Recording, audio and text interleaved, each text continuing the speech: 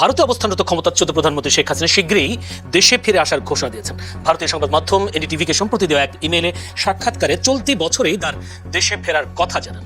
যদিও এর আগেও বাংলাদেশ ফিরে আসার কথা জানিয়েছেন তিনি, তবে এবারের বিষয়টাও কতটা সত্য কিংবা তার দেশে কতটা ফেরা কতটা সহজ সেই বিষয়টি ওর সামনে আসছে।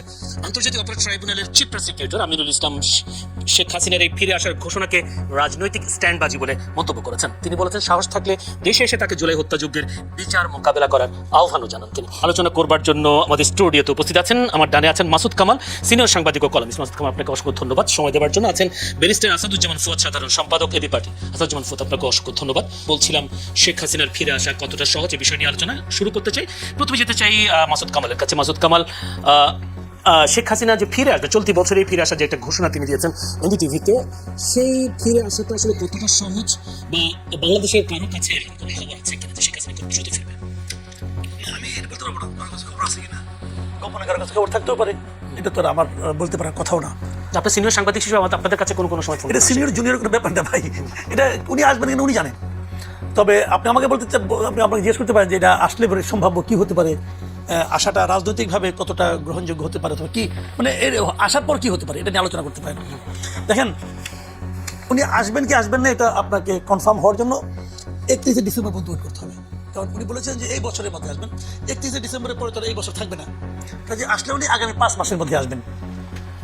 এখন প্রশ্ন হচ্ছে আসবেন কিভাবে, অথবা আরেকটা প্রশ্ন হতে পারে আসলে পরে কি হতে পারে। এখন আসলে উনি আগে একবার বলেছিলেন, কিন্তু যখন ইউনূস সাহেব ক্ষমতা ছিল তখন বলেছিলেন যে উনি আশেপাশে আছেন, চট করে ঢুকে পড়ে যাবেন। তো ওই চট আর শেষ হয় নাই, ওই চট মানে যে অল্প সময় যে কোনো সময়, ওটা আমরা গত কয়েক মাসে দেখি নাই যে উনি চট করে ঢুকে পড়েছেন, অথবা ঢুকতেও পারেন, ঢুকে আবার চলে গেছেন, এটা হতে পারে, ওটা আমি বলতে পারবো না। কিন্তু আমরা সেরকম কিছু দেখিনি।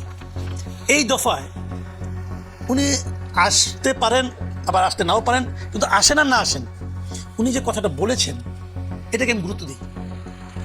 আগেরবার চেয়ে এবারটা গুরুত্ব দিচ্ছেন? আগেটা গুরুত্ব দেন, এবারটা গুরুত্ব দিচ্ছি কেন, অনেক সময় মানুষ মানে আপনার কথা বলার সময় স্লিপ অফ টাং হয়ে যায়, অথবা আবেগে আপ্লুত হয়ে গেছে বলে আপনার যখন মানুষ এটা কিছু লেখে তো কিন্তু হিসাব নিকাশ করে লেখে, লেখাটা একবার রিভাইজ দেয়, পরে বানান টান দেখে এরকম। ওনার যে ইন্টারভিউটা এনডিটিভি প্রচার করেছে এটাকে লিখিত ইন্টারভিউ, আসলে এনডিটিভি ওনাকে প্রশ্ন পাঠিয়েছেন, উনি এটা লিখিত উত্তর দিয়েছেন, কাজে এটা ওনার চিন্তা ভাবনা করে বলা কথা। শেখ হাসিনার ভালো মন্দ নিয়ে আপনি যত কিছু বলেন না কেন, আমি কিন্তু শেখ হাসিনাকে মূর্খ মনে করি না। ওনার উনি মেধাবী লোক, কোনো সন্দেহ নেই এতে। একটা লোক এত অপকর্ম করছেন টানা 10-15 বছর, তাই না? একদম মানে কিছুই না বুঝলে, কিছুই না জানলে এটা পারতেন না, করছেন তো। জনবিক্ষোভ না হলে, মানে সর্বাত্মক মানে মানুষের বিক্ষোভ না হলে আমাদের দেশের যে পলিটিক্যাল পার্টি, এক্সিস্টিং যে পলিটিক্যাল পার্টিগুলি ছিল, এই পলিটিক্যাল পার্টির তো ওনাকে নামার অনেক চেষ্টা করছে, পারে নাই তো ভাই, শেষ পর্যন্ত পাবলিকের নামাইছে যে আইডিয়া, তাই না? কাজেই এটা মানে ওনার এই মানে মেধাটা উনি কোন জায়গায় ব্যয় করছেন ওনার ব্যাপার, কিন্তু ওনার মাথায় বুদ্ধি আছে, এই বুদ্ধি খাটিয়ে উনি একটা কথা বলছেন। এই কথার রাজনৈতিক গুরুত্ব আমি মনে করি অনেক কীভাবে বলি আপনাকে। প্রথমত আমি যেটা মনে করি যে এর মাধ্যমে তার দলের যে নেতাকর্মী যারা আছে তাদের মধ্যে এক ধরনের, এটাকে কী বলবো, এক ধরনের এনার্জি, এক ধরনের এটা তৈরি হবে, এতে আমার কোনো সন্দেহ নেই। এর আবার নেতিবাচক দিকও আছে। এনার্জির ঠেলায় কেউ তো লাফায় রাস্তায় চলে আসবে, এসে পুলিশের দুটো পেদানি খাবে, অথবা একটা মামলা হবে, আবার তার ফ্যামিলি কিন্তু একটা দুর্বিষহ অবস্থার মধ্যে পড়বে। এটা হলো একটা নেতিবাচক দিক। ইতিবাচক দিক হলো তারা ডিসেম্বর পর্যন্ত এই এনার্জিটা তাদের মধ্যে লালন করবে, তারা ডিসেম্বর পর্যন্ত ভাববে যে হয়তো আমার নেত্রী আসবে। দেখেন, প্র্যাকটিক্যালি চিন্তা করলে শেখ হাসিনার আইসা, বাংলাদেশে আইসা আবার নতুন করে আওয়ামী লীগের দায়িত্ব নেওয়ার মতো বয়স ওনার নাই। আসলে বয়স একটা ফ্যাক্টর, আপনি যত পাওয়ারফুল লোক হন, ট্রাম্পের জন্য কিন্তু বয়স ফ্যাক্টর, কাজেই ওনার সেই অ্যাবিলিটি আছে বলে আমি পার্সোনালি মনে করি না। এনডিটিভি তাকে একটা প্রশ্ন করেছেন, বাংলাদেশের বর্তমান সরকারের কিছু সীমাবদ্ধতার সুযোগে আওয়ামী লীগ আবার খানিকটা জনসমর্থন ফিরে পাচ্ছে বলে দাবি করা হচ্ছে। এই সমর্থনকে রাজনৈতিক সাফল্যে রূপ দেওয়ার মতো সাংগঠনিক শক্তি আসলে আওয়ামী লীগের আছে কিনা? বাংলাদেশের সরকারের কি সীমাবদ্ধতা তাকে আসার পথটাকে পরিষ্কার করে দিচ্ছে কিনা? না, এটা এভাবে বলবো না। শুনেন, বাংলাদেশে যতবার সরকার পরিবর্তন হয়েছে, যতবার যখন নতুন কেউ একটা ক্ষমতা এসেছে, প্রতিবারই আমি দেখেছি যেটা নতুন যারা ক্ষমতা নিয়েছে তাদের জনপ্রিয়তার কারণে জনগণ তাদেরকে বসিয়েছে তা কিন্তু নয়। প্রতিবারই ক্ষমতা পরিবর্তন হয়েছে, যারা ক্ষমতাসীন ছিল তাদের অজনপ্রিয়তার কারণে জনগণ তাদেরকে নামিয়ে দিয়েছে।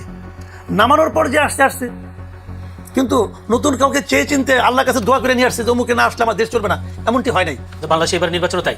এবার নির্বাচন তো কোনো কেউ ছিল না, এবার নির্বাচনটা একটু ডিফারেন্ট। এবার নির্বাচন তো আর ইমিডিয়েট পাসটা সে তো আগেই পালাই গেছে, কাজে এটা অন্যরকম। কিন্তু এর আগের প্রতিবারই কিন্তু একই রকম ছিল। তো এখন সেই জিনিসটা মানে আপনার এই গভর্নমেন্ট আসছে মাত্র 4 মাস, এই গভর্নমেন্টে যদি দেশ চালাতে ব্যর্থ হয়, এই গভর্নমেন্ট যদি মানুষের প্রত্যাশা পূরণ করতে ব্যর্থ হয়, তাহলে মানুষ অবশ্যই নতুন কাউকে আনবে। এখন সেটা আওয়ামী লীগকে বাদ দিয়েই হবে, আমি এভাবে মনে করি না। যে কেউ আসতে পারে, আওয়ামী লীগ আসতে পারে, আমি আর কয়েকটি বিষয় নিয়ে আসতে সেই ফিরে আসেনি। ব্যারিস্টার আসাদুজ্জামান ফুয়াদ তিনি ফিরে আসলে মৃত্যুদণ্ড রায় মাথা নিয়ে দেশে ফিরবেন কিনা সেটা একটা প্রশ্ন। সেই সাথে তিনি ডিটিভিকে বলেছেন 24 পরবর্তী সন্ত্রাস ও জঙ্গিবাদ কায়েম হয়েছে। আরেকটি হলো 24 পরবর্তী পাকিস্তান মডেলের ধাবিত হয়েছে বাংলাদেশ, সংখ্যালঘুরা অনিরাপদ হয়েছে 24 সালের পরে। কি বলবেন আপনি? ধন্যবাদ। প্রথম কথা হচ্ছে যে আমি কথা বারবার বলেছি যে আওয়ামী লীগের রাজনীতিতে ফেরার আর কোনো সুযোগ নাই। পলিটিক্যালি, রাজনৈতিকভাবে সে ডেড।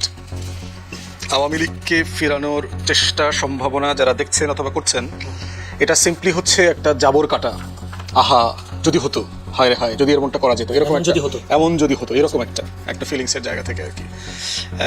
তো সেইটার প্রথম কারণ হচ্ছে যে পৃথিবীতে গত 100 বছরে অথবা তারও আগে এরকম কোনো ঘটনা নাই যে একজন শাসককে পদচ্যুত করা হয়েছে, তাকে গণ অভ্যুত্থানের মধ্য দিয়ে এমন স্বৈরশাসক তিনি আবার কোনো না কোনো ফর্মে ক্ষমতায় ফিরে আসছেন। বাংলাদেশের আমাদের এই ভূখণ্ডের ইতিহাসে দেখবেন সেই 13শ শতাব্দীতে সেন বংশের যে রাজা লক্ষণ সেন তার রাজদরবারের পিছনের গেট দিয়ে খাবারের সময় পালায় চলে গেছেন। তো চলে যাওয়ার পর কিন্তু লক্ষণ সেন আবার নদিয়া মুর্শিদাবাদ দখল করতে পারেন নাই, ফিরে আসেন নাই। তো 800 বছর পরে আমার এই বৃহত্তর সুবা বাংলা, যেটা সুলতানি বাংলা, সেই বাংলাতে এই ঘটনাটা দ্বিতীয়বার ঘটেছে। সেটা হচ্ছে শেখ হাসিনার ক্ষেত্রে। রান্না করা খাবার ছিল, টেবিলে গুছানো ছিল, খাবার সময়ও হয়েছিল, কিন্তু তিনি পিছনের দরজা দিয়ে পালায় চলে গেছেন। এবং শুধু নিজে পালিয়ে যান নাই, পালিয়ে যাবার আগে ওনার আত্মীয় স্বজন যারা ছিল তাদের সবাইকে তিনি পালানোর ব্যবস্থা করেছেন। তো সেই রকম, যদি আমি কথাটা বারবার বলেছি, এটা শুনতে খারাপ লাগতেছে, গণভবনে যদি ওই দিনকার শেখ হাসিনা মারা যেত তাহলে আওয়ামী লীগ বেঁচে যেত, দল আকারে, তার রাজনীতি আকারে। কিন্তু যেই দলের নেতা তার পুরো লক্কর ঝক্কর বাহিনী সহ, আত্মীয় স্বজন সহ ধারাবাহিকভাবে 36 দিনে পালাইছে, সেই বাহিনীর নেতা আর কোনোদিন নেতা আকারে ফিরতে পারবে না। এটা সিম্পলি প্র্যাকটিক্যাল না। আওয়ামী লীগের লোকদের সাথে তো আমাদেরও কিছু পরিচয় আছে। আপনার আওয়ামী লীগের নেতা কর্মীরা নিজেরা একসাথে বসলে শেখ হাসিনা এবং তার ক্যাবিনেটের 14 গোষ্ঠী উদ্ধার করে তারা কনভারসেশনে। আওয়ামী লীগের নেতাদের এক গ্রুপ আরেক গ্রুপ কলকাতায় মারধর করছে, ঘরের ভিতরে বিভিন্ন জায়গায় সুযোগ পেলে মারতেছে। কারণ যারা রাজনীতি করছেন বহু বছর, তারা দেখতে পেয়েছেন যে হাসিনার মিসগাইডেড পলিটিক্স, গণহত্যা, নির্বাচন ধ্বংস করে দেওয়া, ভারতের সাথে মাখামাখি সবকিছু মিলে কিভাবে একটা রাজনৈতিক দল ধ্বংস হয়ে গেছে। পলিটিক্যালি আওয়ামী লীগের ফেরার সিম্পলি কোনো যৌক্তিক জায়গা নেই। এখন আবার হিস্ট্রিতে চলে যাই, ফিরবে না নাকি শেখ হাসিনা ফিরবে না? কোনোটাই ফিরবে না। 15 আগস্টের পরে তো আওয়ামী লীগ ফিরেছে। এখন পার্থক্যটা বলি, 75 আর 24-এর পার্থক্য হচ্ছে 75-এ কোনো গণ অভ্যুত্থান হয়নি, 75-এ একটা কু হয়েছে। কিছু মুক্তিযোদ্ধা প্রচণ্ড বীরত্বের সাথে যারা যুদ্ধ করেছেন বিভিন্ন সেক্টরে, সেই রকম যোদ্ধারা কু করে শেখ মুজিব এবং তার পরিবারের সদস্যদেরকে হত্যা করেছেন। সেটার সাথে পুরো সারা বাংলাদেশ এই প্রসেসের সাথে ইনভলভ ছিল না। ক্ষমতা কে নিয়েছে? 75-এ শেখ মুজিব মারা যাওয়ার পরে ক্ষমতা কে নিয়েছে? মোস্তাক আহমেদ। কোন দলের নেতা? আওয়ামী লীগের। তো আওয়ামী লীগের বাকশালের শেখ মুজিবের ক্যাবিনেটের 22 জন মোস্তাক আহমেদের সাথে একই ক্যাবিনেটে মন্ত্রী হয়েছে, পালিতে হয়নি। তো আওয়ামী লীগের নেতাকর্মীরা দেশে ছিল। আওয়ামী লীগ 4 টুকরা হয়ে 79 সালে নির্বাচন করেছে না? 4 টুকরা আওয়ামী লীগ নির্বাচন করছে একসাথে। তাহলে কি পালাই নাই? তো তাহলে আওয়ামী লীগ লোকজন ছিল। তো কেন? কারণ হচ্ছে শেখ মুজিবের অন্যায় অপকর্মের বিরুদ্ধে কু হয়েছে, পরিবারের সদস্যদেরকে হত্যা করা হয়েছে, সারা দেশবাসী খুশিও হয়েছে, কিন্তু গণ অভ্যুত্থান হয়নি এবং শেখ মুজিব পালায়া যায় না। এটা হলো সবচেয়ে বড় জিনিস। শেখ মুজিব দেশে ছিল, দেশে বসে শেখ খুনের শিকার হয়েছে। আপনি বলছে 19 সালে নির্বাচন করেছে, কিন্তু এবার যদি সুযোগ দিলে তো আমরা নির্বাচন করব। প্রশ্ন আসা নির্বাচন, গণ অভ্যুত্থান আর ওই কুয়ের শিকার হয়ে আওয়ামী লীগের ফিরে আসা তো এক জিনিস না। তাকে পদচ্যুত করা হয়েছে। তো পদচ্যুত করে যে পালায়া চলে গেছে তাকে আবার ক্ষমতায় আনা অথবা নির্বাচন করা, ক্ষমতা রাজনীতি করতে দেওয়া আলোচনাটা কখন আসবে? যখন তার 17-18 বছরের কুকর্মের, খতিয়ানের, আমলনামার, গণহত্যার, নির্বাচন ধ্বংস করা, অর্থনীতি ধ্বংস করবার বিচার আচার হবে। এই নেগোসিয়েশন তাকে করতে হবে। যেই দলের একটা নেতাকর্মী এখন পর্যন্ত জাতির কাছে ক্ষমা চায় নাই, তারা শুধু ক্ষমা চাই না, বরং তারা এখনো পর্যন্ত মিছিল মিটিং করে হাসিনার কর্মকাণ্ডের প্রশংসা করে যাচ্ছে। তারা কেউ এটার বিপক্ষে কথা বলছে না। অতএব সেরকম একটা দলকে নেগোসিয়েশনের সুযোগ, রিকনসিলিয়েশনের সুযোগ আপনি কোথায় দেবেন? হ্যাঁ, পার্থক্য কোথায়? যারা ফৌজদারি অপরাধ করেছেন তাকে ফৌজদারি বিচার করবেন। রাজনীতি অন্য জিনিস। আওয়ামী লীগ দল আকারে রাজনীতি করতে পারবে না, কিন্তু ব্যক্তি যারা কোনো ফৌজদারি অপরাধ করেন নাই, যারা অন্যায় করেন নাই, তাদেরকে মিথ্যা মামলা দিয়ে হেনস্থা করা, চাঁদাবাজি করা, তারপরে তাদের ব্যবসা বাণিজ্য দখল করা, সেইটা হচ্ছে আইনের শাসনের লঙ্ঘন। ওই সীমাটা আমাদেরকে মেনে চলতে হবে। সেক্ষেত্রে আমি যেটি প্রশ্ন করেছিলাম যে 24 পরবর্তী পাকিস্তান মডেলের দিকে ধাবিত হচ্ছে দেশ, 24 পরবর্তী সন্ত্রাস ও জঙ্গিবাদ কায়েম হয়েছে, সংখ্যালঘুরা অনিরাপদ, এই 3টা অভিযোগ তিনি করেছেন। প্রথম কথা, সংখ্যালঘুর ব্যবসা দেখেন, বাংলাদেশে সংখ্যালঘু নিরাপত্তাহীনতা এটা একটা দিল্লির বয়ানের পলিটিক্স, যেটা আওয়ামী লীগ কন্টিনিউ করে যাচ্ছে। এবং আবুল বারাকাতের যদি রিসার্চ দেখেন, একটা বাটপার অর্থনীতিবিদ, যেটা আওয়ামী লীগের দালাল, ভারতের দালাল, এই দালাল অর্থনীতিবিদও পর্যন্ত দেখিয়েছে গত 30, 40, 50 বছরে আমাদের সংখ্যালঘুরা তাদের জমি জমা, ধন সম্পদ, বাড়িঘর দখলের 70 থেকে 80% হচ্ছে আওয়ামী লীগের নেতাকর্মীরা করছে। কিভাবে হইলো? আওয়ামী লীগের সময় আপনার মনে আছে প্রিয়া শাহ নামে এক হিন্দু মহিলা ট্রাম্পের কাছে গিয়ে বিচার দিছে না, বিচার দিয়েছে। যে বাংলাদেশের 3-4 কোটি হিন্দু এখানে অনিরাপদ। তো এটা কার আমলে করছে? কার আমলে? এই যে গত হাজার হাজার হিন্দুরা দেশ ছেড়ে চলে গেছে, বাংলাদেশের 56 বছরের ইতিহাসে সবচেয়ে বেশি সময় ধরে ক্ষমতায় ছিল কারা? দিল্লির ব্লেসিং পাওয়া সরকার, আওয়ামী লীগ এবং জাতীয় পার্টি, প্রায় 30-35 বছর, 35-36 বছর। তাহলে এই পুরো সময়ে যদি হিন্দুদের সংখ্যা কমে যায়, অনিরাপদ হয়, চলে যায়, কার আমলে হয়েছে? তাদের আমলিত হয়েছে। প্রশাসনে দেখেন, সাবেক যে বোমেন, ডক্টর বোমেন যে ছিল আওয়ামী লীগের ফরেন মিনিস্টার, সে বলেছে না প্রশাসনে 22-26% পর্যন্ত হিন্দু জনগোষ্ঠী আছে। কিভাবে সম্ভব? তাদের জনগোষ্ঠী হচ্ছে 8-9%। তাহলে সিভিল সার্ভিসে তারা কিভাবে এই পরিমাণ সংখ্যায় যায়? এটা কি বৈষম্যের এক্সাম্পল? তাহলে এই বাস্তবতায় দেখতে হবে যে সত্যতা কতটুকু আর হচ্ছে এর ভিতরে পলিটিক্স কতটুকু। পাকিস্তান মডেলের বিষয় হলো, দেখেন দিল্লি আওয়ামী লীগকে দিয়ে একটা ফরেন পলিসি আমাদের এখানে এস্টাবলিশ করিয়েছে যে দিল্লির চোখ দিয়ে আমার ফরেন পলিসি ঠিক করতে হবে। যেভাবে 71 সালে সেই সেপ্টেম্বর-অক্টোবর মাসে 7 দফা চুক্তি চাপিয়ে দিয়েছে যে আমার কোনো ইন্ডিপেন্ডেন্ট ফরেন পলিসি থাকতে পারবে না, যে শর্তে ভারত আমাকে সাহায্য করেছে।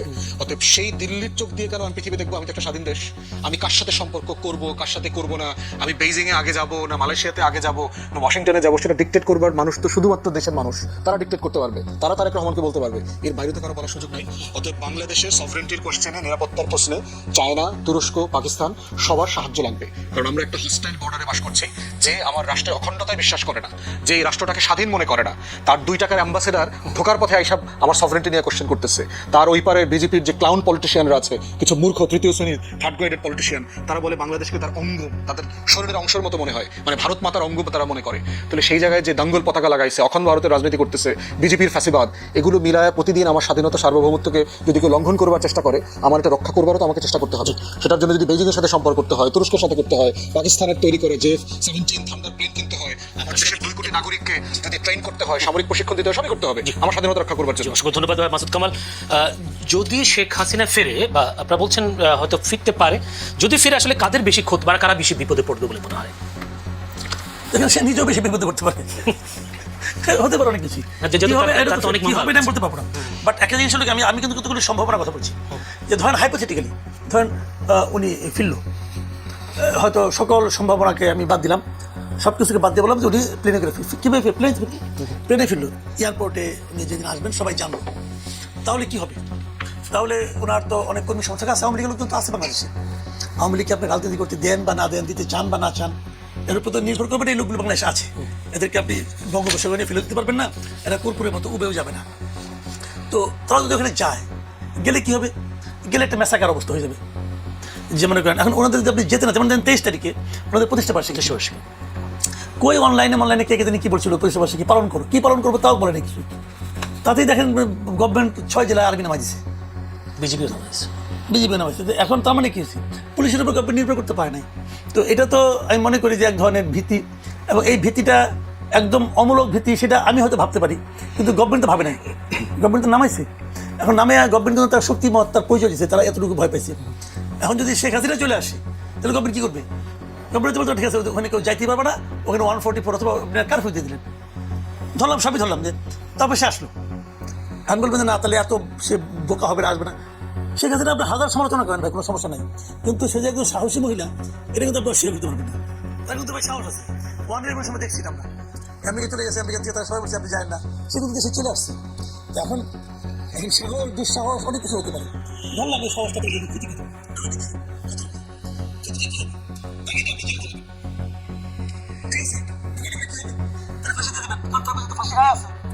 আপিল হবে, আপিলের দিন বলতে এখন হবে কিনা আমি জানি না, ডিসেম্বরে আসলে আপিলের মেয়াদ থাকবে কিনা বলতে পারবো না, মনে হয় থাকবে না।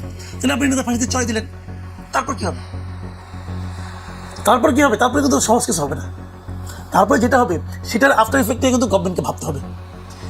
বাংলাদেশে একটা অস্থিরতা আর কতদিন চলবে ভাই?